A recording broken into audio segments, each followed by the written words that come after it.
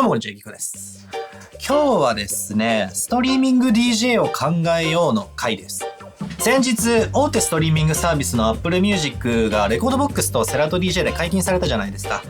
で、これで Apple Music の中にある1億曲が好き勝手 DJ で使えるようになったわけですよ。もうね、ありがとう Apple。やっぱりね、このビッグウェーブには乗るっきゃないということで、今回はですね、レコードボックスのバージョン7っていうのが去年リリースされたんですけど、それの中の新機能でね、いくつかストリーミングサービスに関わるものがあったので、それの紹介をしていこうと思います。で、ストリーミングで DJ がね、めでたくできるようになったとはいえ、現状ほとんどの人がね、やってることそんな変わんないんじゃないかなと思うんですよ。曲が定額で手に入るようになったぐらいの変化で。それじゃあね、やっぱり1億曲のサブスクをあまりにも持て余してるんじゃないかなと思って。せっかくだったら今まで通りの DJ とはまたちょっと違ったストリーミングに特化した DJ の形みたいなものもね、みんなと一緒に考えてみたいなと思うんですよね。そこでレコードボックスの新機能で面白いものがね、いくつかあるので、それを一緒に見ていこうかなという企画です。今回紹介する機能は一部有料のものも含まれてるんですけど、基本的には無料で使うことができるので、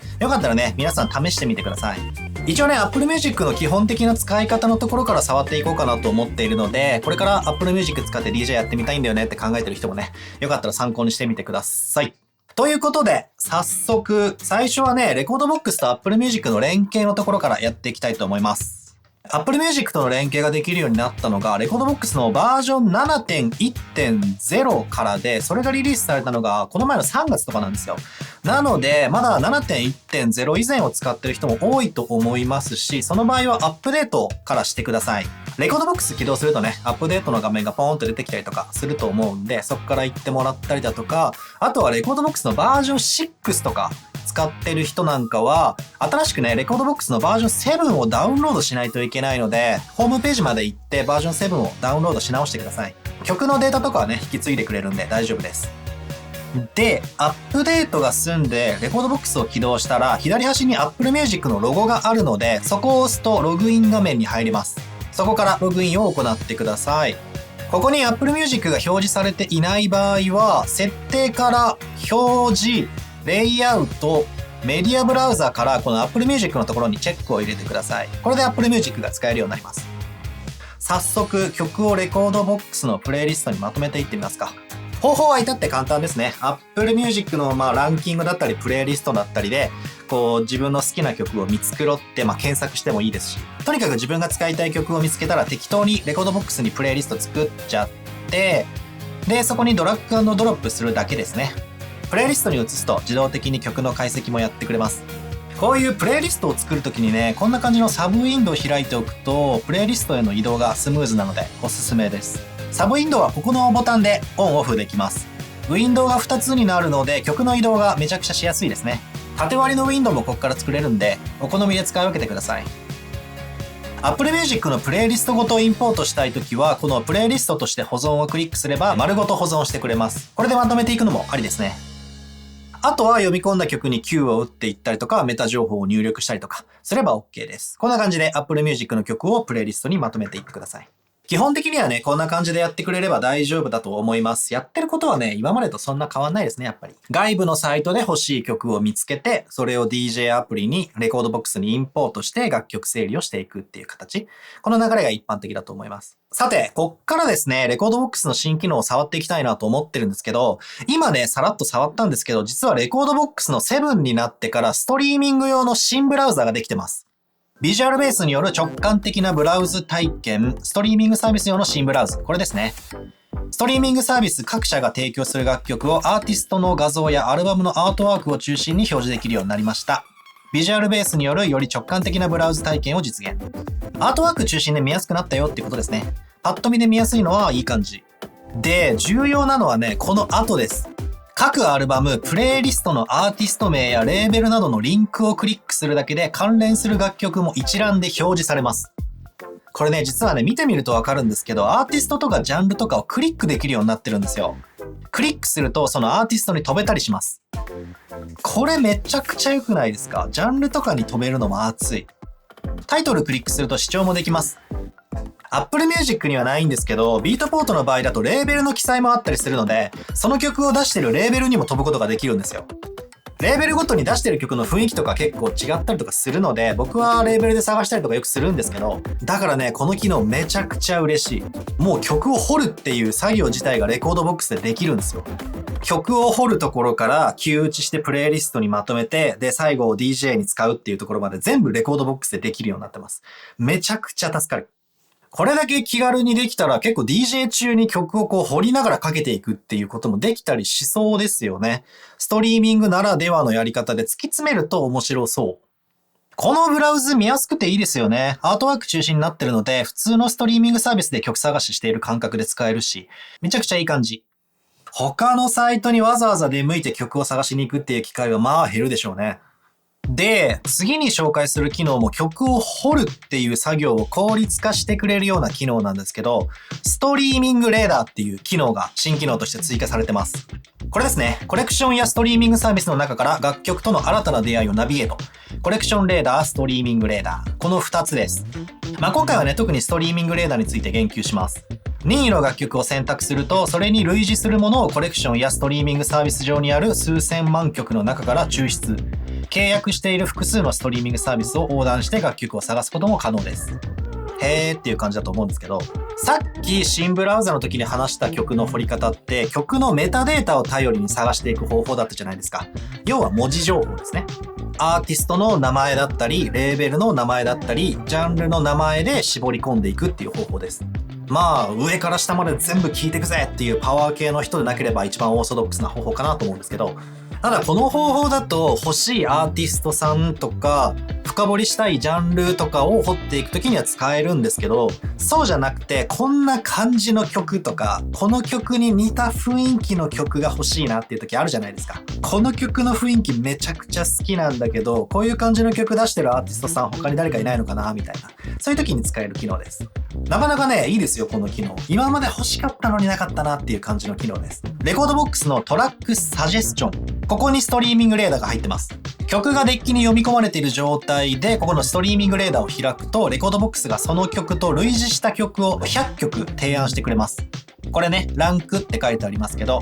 類似度が高い順に並べてくれてます。だからね、大体トップは同じ曲になるんですけどね、別のアルバムの。で、これ気づきました？僕 Apple Music の他にもビートポートストリーミングっていう DJ 用のサブスクにも登録してるんですけど、このストリーミングレーダー、自分が登録してるサービスの垣根を越えて一つのウィンドウにまとめてくれるんですよ。この機能僕一番びっくりしたんですけど、これなんでホームページにこのさらっと書いてあるんですかね。もっと誇っていいと思うんですけどね。やっぱりサービスによってね、得意なジャンルとか不得意なジャンルとかあったりとかするので、今まではね、こうジャンルによって使い分けたりとかしてたんですけど、ビートポートだったらハウスとか、まあポップス探すんだったら Apple Music みたいな。それがもうレコードボックス一つで済んじゃうので、もう最高。さっきの新ブラウザも含めてね、こう曲を掘るところからサポートしていきますよっていう感じなんですかね。ありがとうございます、本当に。で、これ波形がね、別に解析されてなくてもプレビューで視聴はできるので、ここで聞いてみて使いたければコレクションにインポートしていくっていう感じで使ってあげてください。この機能ね、どんな要素をどんな順番で並べて提案してくれてるのかっていうのは、アルファシータさんの方で明確に答えてくれてるわけではないんですけど、個人的にはまあそんなに悪くない精度だなと思いますよ。たまにね、本当かよっていうの混ざってたりとかしますけど、結構ね、曲によってこう精度が変わってくるなという印象ではあります。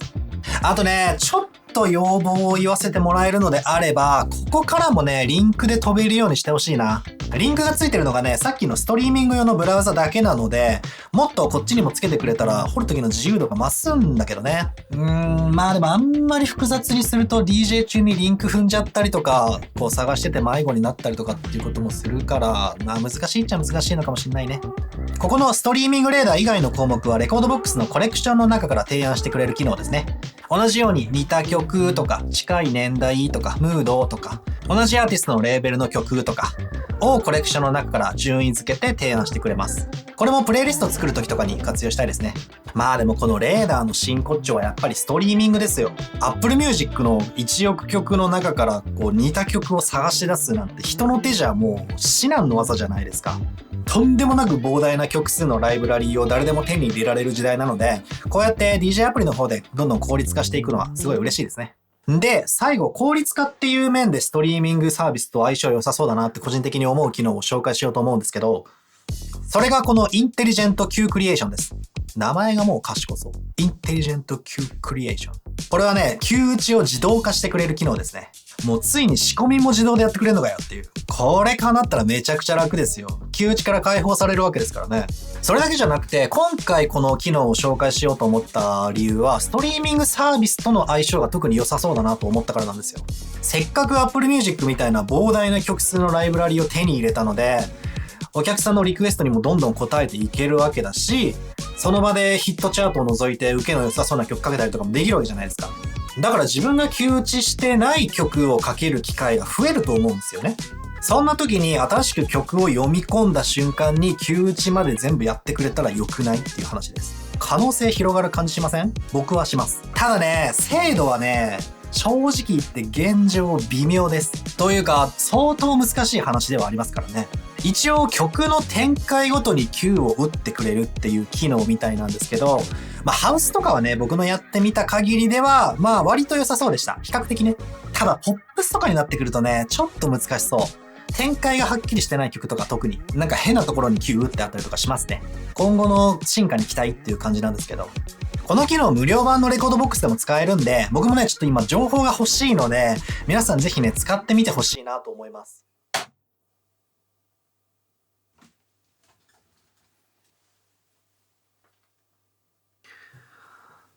ごめん。間違えました。動画内でね、この機能無料って言ってるんですけど、バリバリ有料です。レコードボックスのコアプラン以上のプランが必要になってきます。なので、1ヶ月2400円からですね。高いよね。高い。ちょっと1、2ヶ月遊んでみようかなっていう分にはいいと思うんですけど、この機能のためだけに1ヶ月2400円払うかって言われちゃうと、ちょっと個人的には考えちゃいますね。もちろんね、他の機能で欲しいものがあったら全然いいと思うんですけど、それこそクラウドオプションとかね。ちょっと僕もね、そんな感じで1、2ヶ月遊んでたんですけど、いつの間にかこれが無料だと錯覚してしまっていたみたいで、申し訳ない。とにかくこの機能を使うためにはね、ちょっと有料のオプションが必要にはなってしまうんですけど、興味がある人はね、ちょっと試してみてほしいなと思います。面白いんでね、機能自体は。僕はね、しばらく人柱的にもうちょっと使ってみようかなと思います。申し訳ない。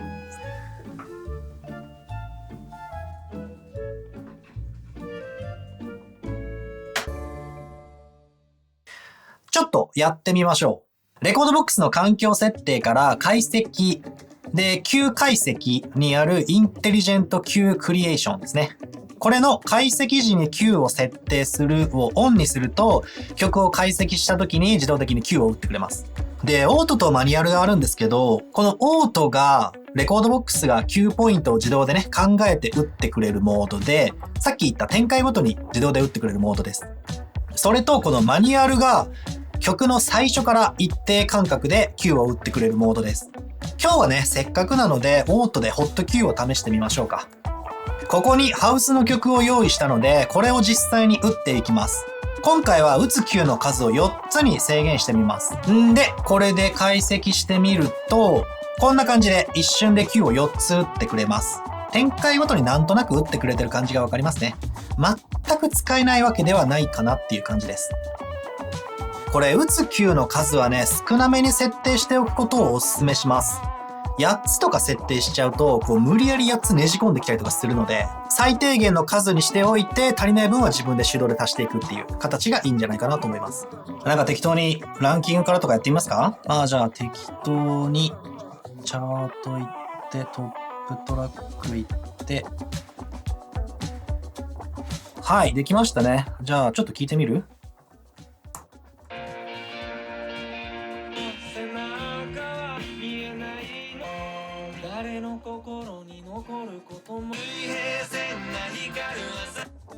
やっぱちょっと微妙なんですよね。ポップスでこんなにホット Q 打たないだろうっていう人も多いと思うので、この辺は自分のスタイルでね、変えてくれたらいいんじゃないかなと思うんですけど、このインテリジェント Q クリエーションね、AI で自分の Q の打ち方を教えることができるみたいなので、これを使えばもっと精度が上がるかもしれないし、もっとね、Q の位置を自分の好きなようにカスタマイズしてみたいっていう人は使ってみるといいと思います。この AI はね、めちゃくちゃ面白そうだなと僕個人的にも思ってるので、また別の動画でまとめたいなと思ってるんですけど、今回はね、長くなっちゃうんでちょっと一回省きます。まあちょっとこの機能はね、好き嫌い分かれそうな機能ではあるんですけど、個人的にはね、休打ちから解放されるんだったら使ってみたいなっていう感じなので、自分よりね、こう最適化できないかなっていうのを研究してみたいなと思います。またなんかあればね、動画にします。こんなところですね、今日は。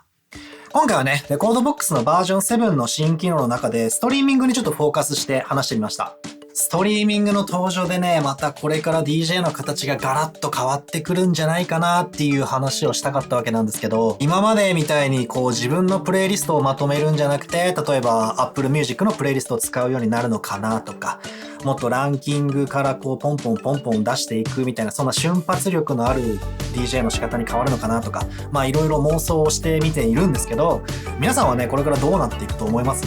DJ はね、こういうソフトウェア部分での進化っていうのがものすごく早いので、自分も置いてかれないようになと思ってこう動画作っていかないとと思ってるんですけど、よかったらね、コメント欄で情報共有なんかもしてもらえると嬉しいです。今日の動画参考になったよっていう人はですね、よかったらグッドボタンとチャンネル登録よろしくお願いします。ではまた次回の動画で。バイバイ。